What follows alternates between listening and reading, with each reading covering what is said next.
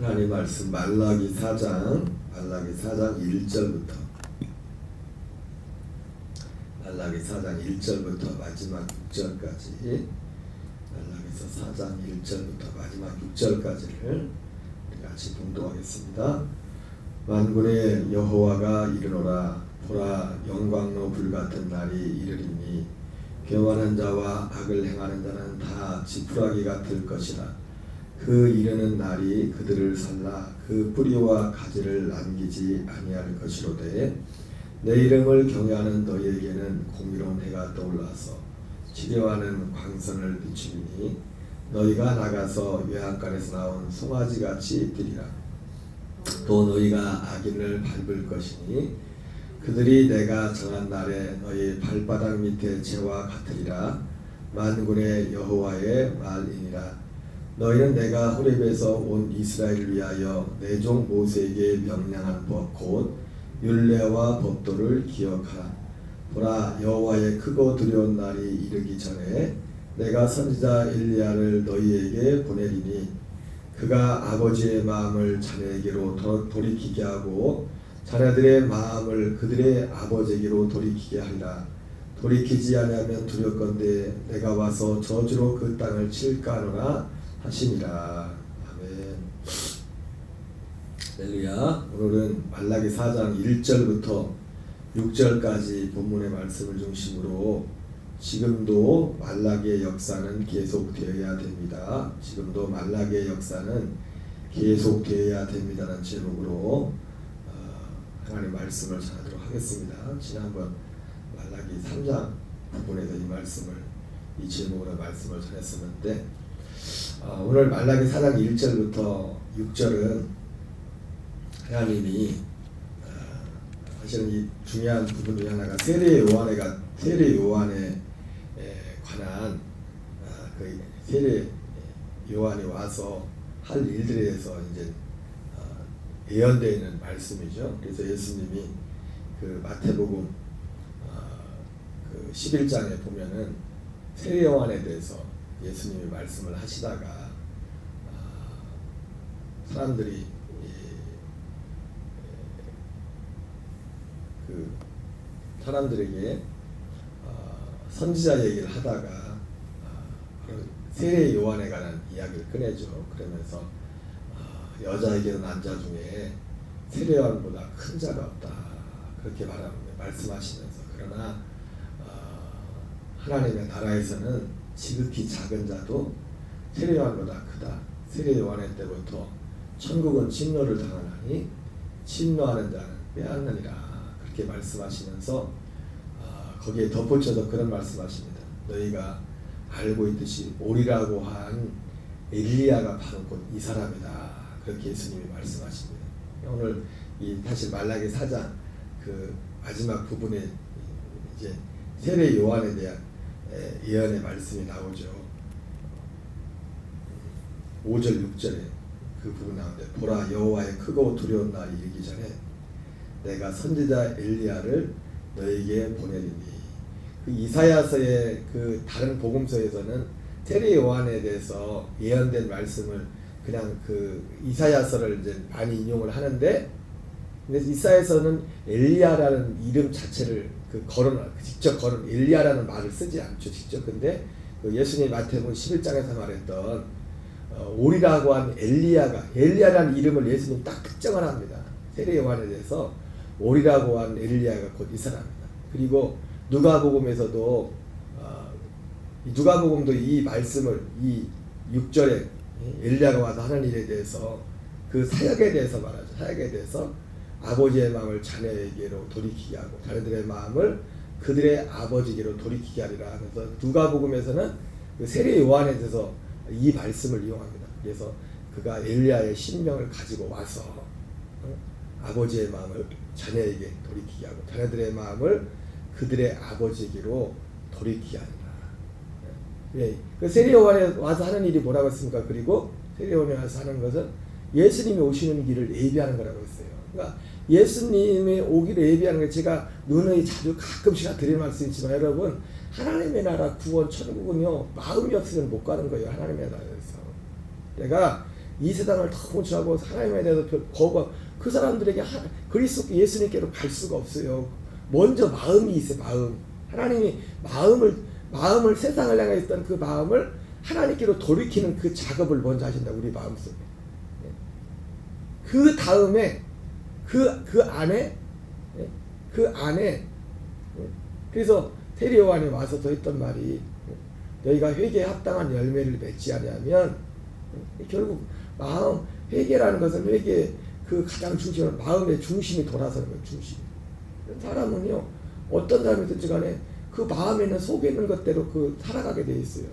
그럼에도 불구하고 우리의 마음의 중심이 돌아서도 우리가 아담과 하와 이후에 죄와 연합된 그 부분이 있기 때문에 안 되는 이 죄의 부분이 마음만 가지고 안 된다고요.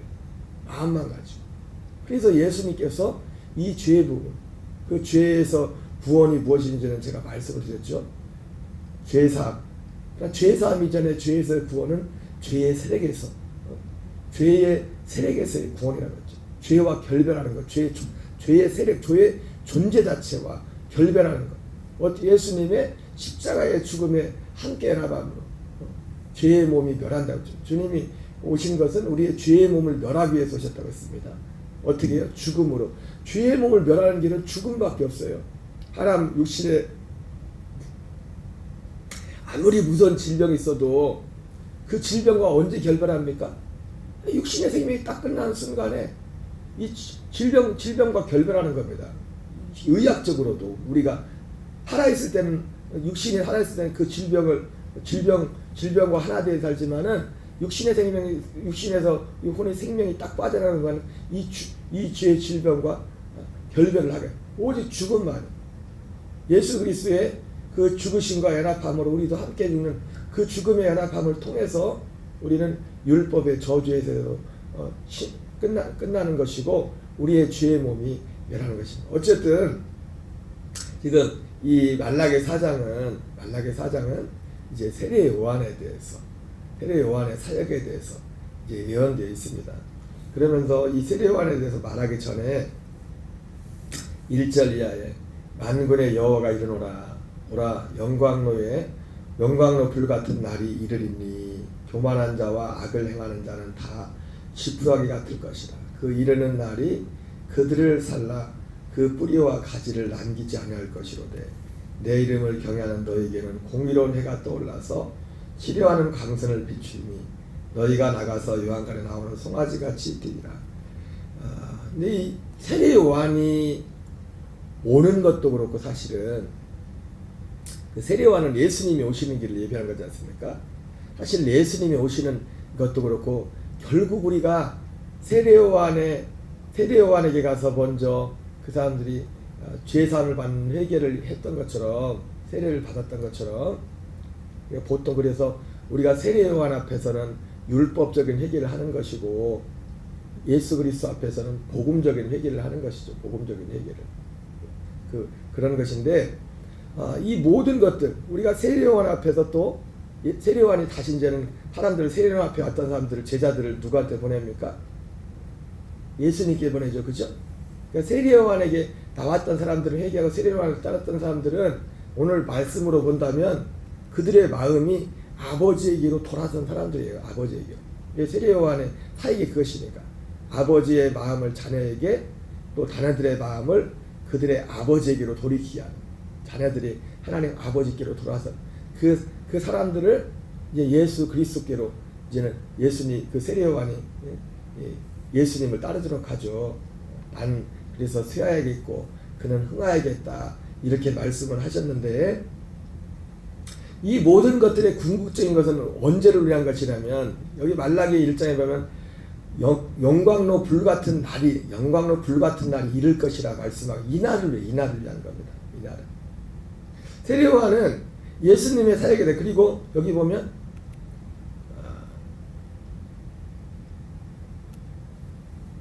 이 영광로 같은 날이라는 그런 내용이 나오고 또 4절에는 5절에는 여호와의 크고 두려운 날. 여기에 대해서 뭐 제가 지금 주석서에서는 이 부분을 잘 다루고 있지는 않아요. 근데 이 문맥상 이걸 볼 때 이것은 영광로 같은 날이나 여호와의 크고 두려운 날, 이 날은 언제일까 이렇게 볼 때, 이 문맥을 볼 때 우리의 신앙에서 볼 때는 예수님이 재림하실 때, 재림하실 때, 이 심판의 날입니다. 심판의 날, 심판의 날. 그도 그럴 것이 세례 요한이 자기 사역에서 말하면서 그런 말을 하죠. 예수님에 대해서 소개할 때, 물론 예수님을 세례 요한은 두 가지 측면에서 예수님을 소개하죠. 요한복음에서는 보라 세상 죄를 지고 하는 하나님의 어린 양이로다 이렇게 고백하고, 여러분 예수님이 초림 예수님은 구원자로 오신 겁니다. 구원자로, 누군가에게 구원자로 우리를 구원하게 오시지만, 근데 그 다른 곳에서는 세례 요한이 예수님 어떻게 소개합니까? 내 뒤에 오신 이는 나보다 더 크시니 나는 그의 신들매도 풀기 감당치 못한다 이렇게 말하면서 그 주님은 성령과 불로 세례를 베푸리니 그 마당을 그 비유적으로 말하죠. 정하게 하사 알곡은 모아 곡간에 드리고 쭉정이는 꺼지지 않는 불에 들이시리라 이렇게 말씀하고 있어요. 쭉정이 이게 비유적인 거지만 결국 예수님이 어떤 심판주로서 예수님의 모습을 보여주고 있죠. 그죠? 예수님은 누군가에게는 구원자지만은 결국 마지막 누군가에게는 심판주가 되는 거예요. 심판주. 오늘 말라기 4장 1절부터 3절 부분에서 지금 심판과 구원에 대해 말하잖아요. 그죠? 이런 사람들 이렇게 심판, 영광로의 불같은 날이 이를 것인데 이 사람들에게는 이런 있을 것이고, 그러나 내 이름을 경외하는 자들에게는 공의로운 해가 떠올라서 치료하는 광선을 비추리니, 어떤 데서는 보니까 여긴 치료하는이라고 되어 있는데 어떤 주석 성경에서는 이것을 구원이라고, 치료하는 광선을 구원이라고 또 이렇게 해석을 해놨더라고요. 치료하는 광선을 비추니 너희가 나가서 요한가에 나온 송아지같이 뛰라. 이런 전체적인 어떤 문맥들을 볼 때 이 여호와의 날이나 그리고 영광로 같은 그 날이나 5절에 나오는 여호와의 크고 두려운 날은 예수님의 재림을, 심판의 날을 염두에 두고 있는 겁니다. 그리고 이 심판의 날은 누군가에게는 심판의 날이지만 누군가에는 완전한 구원의 날입니다. 그날은 완전한 구원의 날이에요. 그리고 그 구원의 날이라는 것은, 우리가 완전한 구원의 날이라는 것은 예수님과 같은 부활의 몸을 입고 그 영원한 기업의 약속, 영원한 기업인 하나님의 나라를 얻는 그날이 될 겁니다. 구원은 그때 실제, 구원의 실제가, 구원의 어떻게 보면 완성이죠. 그때 여러분, 구원의 완성은 우리가 예수 그리스도 같은 생명의 부활의 몸을 입는 것이에요. 그것이야말로 마치 뭡니까? 공의로운 해가 떠올라서 치료하는 광선을, 요한간에 나가서 송아지같이 뛰는 것 같아요. 이것도 비유적으로 어떻게 보면 말씀한 거죠. 요한간에 나온 송아지 같이 뛰리라. 그러니까 송아지가, 요한간에 나온 송아지가 우리가 송아지가 아니잖아요. 비유적으로. 물론 우리가 지금 이 세상에 살면서 어떤 면에서는 이런 구원을 경험할 수 있습니다. 비유적인 거니까 이 구원이라는 것이 우리가 거듭나든지 뭐 질병에 치료받든지 이것이 그런 뭐 모든 것을 통틀어서 이 땅에서도 이런 어떤, 어떻게 보면 그 진짜 구원의 어떤 하나의 어떤 부분적인 그림자와 같은 것이죠. 이 땅에서 우리가 경험하는 것들은. 그러나 이 전체적인 문맥을 볼 때 여기서 말하는 지금 영광로의 불같은 날이나 여호와의 크고 두려운 날이, 그래서 여기서 뭐라 합니까? 그래서 주님이 이 여호와의 크고 두려운 날이 이르기 전에 선지자 엘리야를 보내겠다고 한 겁니다. 결국 이거 뭐냐면, 그리고 선지자 엘리야를 보낸데도 끝나는 게 아니죠. 선지자 엘리야가 온 목적은 뭐예요? 주님의 오실 길을 예비하는 거잖아요. 그 주님의 오실 길이란 건 뭐예요? 초림 예수님께로 인도하기 위함인 거죠. 결국 세례 요한이 이 땅에 오신, 그래서 여기서 말하는 영광로 같은 날이나 불 같은 날이나 여호와의 크고 두려운 날, 우리가 세례 요한을 보내시고 예수님을 보내신 목적은 결국은 뭐냐면 이 날을 위해서 보냈다는 거예요. 이 날, 제가 서두에 말씀드려요. 이 영광로의 불 같은 날이나 여호와의 크고 두려우신 그 날을 위해서 세례 요한을 보냈고 예수님을 결국 보냈다는 겁니다. 보내시는 거예요. 물론 여기서는 예수님에 대해서 말씀하지 않고 있습니다. 그러나 성경은 그 앞에 말라기 3장에서 그 얘기를 했죠. 우리가 지난 봤던 것처럼 세례 요한에 대해서 말하고 또 예수님에 대해서 이제 말씀을 하죠. 말씀을 하는데 그래서 우리가 이 세례 요한의 인도를 받아서 먼저 하나님은 그래서 어떤 사람을 구원하실 때 세례 요한에게 물론 지금은 육신적인 세례 요한이 없습니다. 육신적인 세례 요한이 없지만 세례 요한이 있어요. 왜? 성경이 말하고 있잖아요. 성경이 세례 요한. 그리고 제가 지난 말했죠, 여러분. 세례 요한이라는 사람은 예수님 오시기 전에 특별한 어떤 특정된 사람이었지만 세례 요한 같은 사람이 많았다고요. 그리고 실제 모든 믿음의 사람들은 아벨부터 모든 믿음의 사람들은 그 히브리서 11장에 많은 사람들 이름이 나오지 않습니까? 그 사람들이 다 세례 요한 같은 사람들이에요. 세례 요한 같은 사람들. 그래서 그 히브리서 11장에 나온 그 사람들 말고도 히브리서 11장에 뭐라 합니까? 내가 이 사람들 말고도 더 쓰려고 하면 시간이 부족하다 그랬어요. 그 사람들 말고도 무명해. 어떻게 보면 그 히브리서 11장에 나온 사람들은 성경에 기록된 사람들이에요. 성경에 기록된 우리가 아는 사람들. 그러나 여러분 그 믿음의 사람이라는 것이 성경에 기록된 사람들만 믿음의 사람입니까? 아니라고요. 성경에 기록되지 않은 수많은 그들과 같은 믿음으로 살았던 사람들이 많다고요. 제가 항상 말씀드리지만 여러분 오직 우리를 구원하는 믿음은 기준은 뭐냐면 히브리서 11장에 나온 사람들 그 사람들의 믿음이 구원의 기준이에요. 믿음이 없이는 하나님을 기쁘시게 하지 못하는 하나님께 나간 자는 반드시 그가 계신 것과 또한 그한 계신 자를 찾는 자에게 상 주심을 믿어야 될지니라. 남녀노소 차별이 없습니다. 모든 사람들을 어린아이가 됐든 어른이 됐든 젊은이가 됐든 중년이 됐든 어떤 사람이 됐든지 간에 하나님이 우리를 구원하시는 믿음의 기준은 히브리서 11장에 나오는 그 사람들의 믿음입니다. 그 믿음의 기둥은 두 기둥이라고 했죠. 하나님께 대한 회개와 예수 그리스도에 대한 믿음.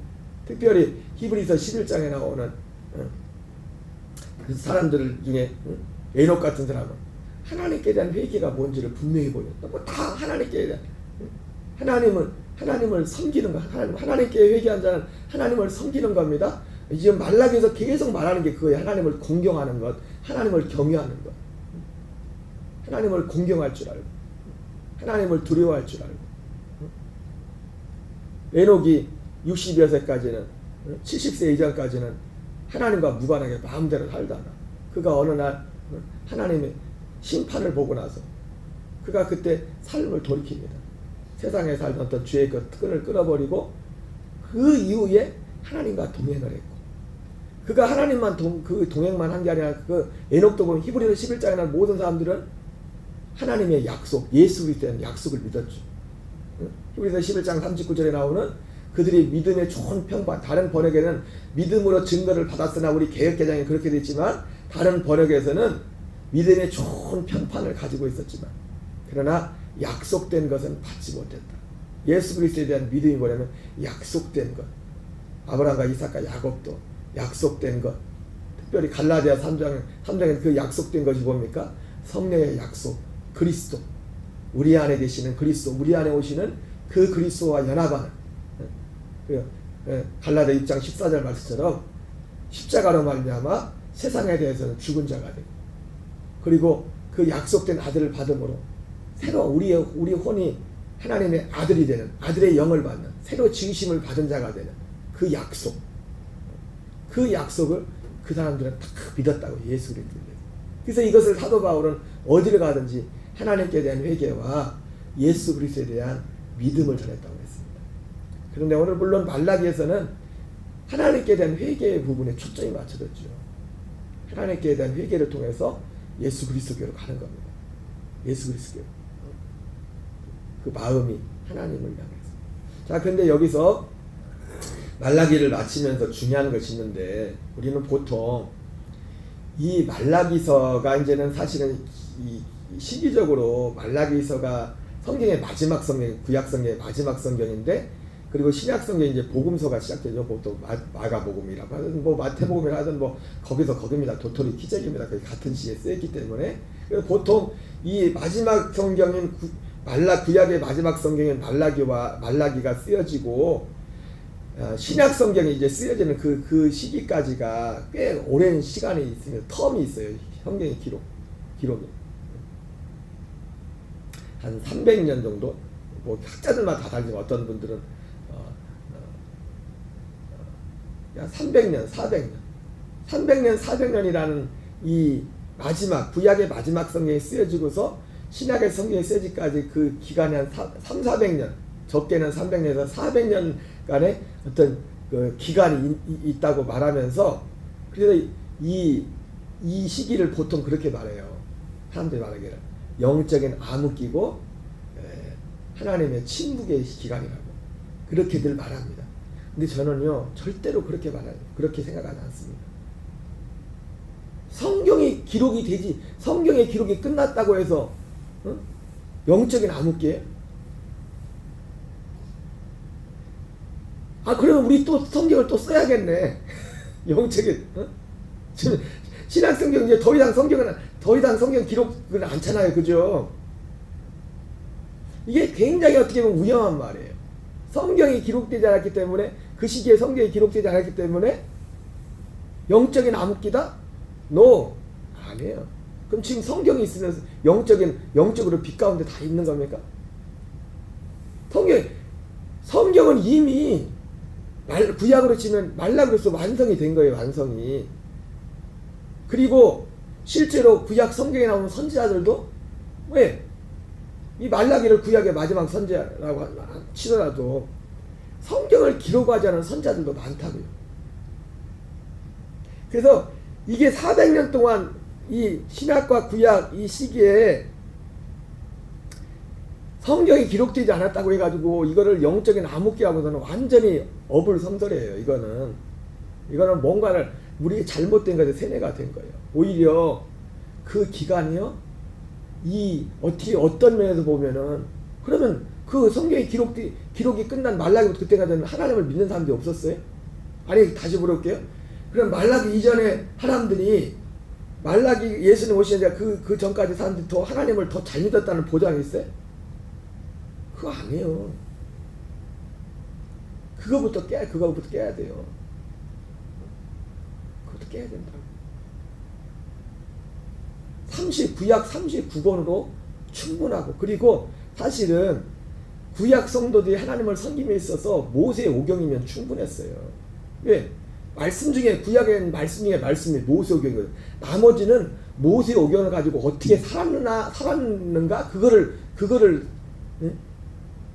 이 모세의 오경에 따라서 모세의 통해서 전해진 그 말씀을 통해서 하나님을 경외하면 어떻게 됐고, 하나님 거기에 대해서 거스르면 어떻게 됐나, 그 결과를 써놓은 게 나머지 성경이에요. 말씀 중에 말씀은 이미 모세를 통해서 이스라엘 백성 주면 다, 오히려 여러분 이 성경의 기록이 앉았던 신구약 중간시대라고 이거들 보통 이 시대는 복음의 말씀의 어떤 암흑기가 아니라 말씀이 확장된 게, 오히려 말씀이 확장된 게, 그게 뭐예요? 성경이 유대인들에게만 있었는데 이방인들에게도 성경이 읽혀지기 시작했다고요. 되게 안 했지만 그것이 그 신구약 중간시대의 중심이었던 누구야? 그리스 시대, 헬라라는 그리스 시대, 그 시대에 그 헬라라는 것은 지금으로 말하면 그때 그 그리스라는 나라는 지금으로 말하면, 그 다음에 이제 로마라는 나라가 이제 세계를 지배하지만은, 지금으로만 미국 같은 나라입니다. 그래서 우리가 모든 나라는 아니지만 전 세계를 어딜 가든지 영어 하나만 해도 뭐 다는 아니지만 웬만한 나라 다 의사소통이 되잖아요. 다 영어를 쓰잖아요, 그죠? 그랬던 것처럼 물론 지금과 같이 그만큼 더 이제 지금과 같지는 못했겠죠. 지금은 유튜브다 뭐다고 진짜 다 지구촌이 돼버렸으니까 여러 가지 환경적인 면에서 제약적인 게 있었지만은, 이 그리스에는 특별히 신약 성경이 기록된 이 헬라라는 것은 만국 공용어와 같은 그때 당시 그런 말을 했다. 그래서 히브리인들만 가지고 있었던 그 구약 성경을 헬라어로 번역을 했다고요. 그래서 이방인들, 원래 성경은 유대인들만 성경을 읽었잖아요. 유대인들만 하나님의. 그리고 여러분 신약 성도를 두셔도 70년 가까이는요 성경 구약 성경을 가지고 예수님 믿었다고요. 왜? 구약 성경이 예수님에 대해서 구약 성경을만 가지고도 충분히 하나님을 섬길 수 있었다고. 왜? 구약 성경이 예수님에 대해서. 구약 성경이 뭘 말합니까? 사도 바울이 그리스도 예수 안에 있는 믿음으로 말미암아 구원에 이르는 지혜가, 거기서 말하는 성경이 구약 성경을 말하는 거라고요.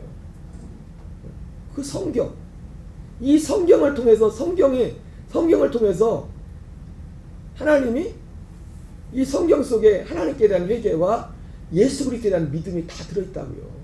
물론 예수님 오시자는 예수 그리스도에 대한 믿음은 어떤 예수 그리스도? 오실 예수 그리스도에 대한 그 약속이 다 들어있다고. 그래서 영적인 암흑기는 사람들이 참 그 말을 그걸 빼버려야 돼. 그냥 의뢰 그 시기에 성경이 기록 그런 게 없었기 때문에 영적인 아니에요. 오히려 영적인 확장기. 유대인의 손에만 들렸던 그 성경이 이방인에게 가서, 그래서 사도 바울이 전에도 말했지만 복음을 전하러 왔을 때 특별히 제1차 선교여행 가서 복음을 전할 때 그 회당에 들어갔습니다. 회당에 주로 어떤 사람들이 있었냐면 두 부류의 사람이 있었어요. 굳이 말한다면 다 성경을 아는 사람들이었어요. 구약 성경을 읽는 사람들. 거기에는 유대인들이 있었고, 우리 개역개정에는 몇 번, 세네 번 반복이 나옵니다. 사도 바울이 누구한테 복음을 전했는지. 이스라엘의 자손, 이스라엘과 하나님을 경외하는 자들아. 또 뒤에 보면 그 1차 선교행에서 그런 대목이 나옵니다. 그리고 아브라함의 자손과 하나님을 경외하는 자들아. 그래서 이스라엘과 아브라함의 자손을 혈통적으로 말하는 혈통적으로 유대인들을, 그리고 하나님을 경외하는 자들은 다른 번역에는 하나님을 두려워하는 이방인들아 이렇게 번역이 되어 있어요. 이방인들아. 이 유대인들에게만 있었던 그 성경이 이방인들에게까지 성경이 주어졌다고요. 물론 그것도 제한적인 거지만. 그러니까 결코 이 신구약 중간 시대는 암흑기가 아니에요. 하나님이 말씀하지 않았다고요? No. 하나님이 말씀했어요. 성경을 통해서. 그때도 성경을 통해서 말씀했다고요. 그리고 더 크게 더 넓게 말씀했다고요. 더 많은 사람들한테. 이방인들에게까지 말씀을 전했다고요. 그리고 말씀의 내용은 똑같아요.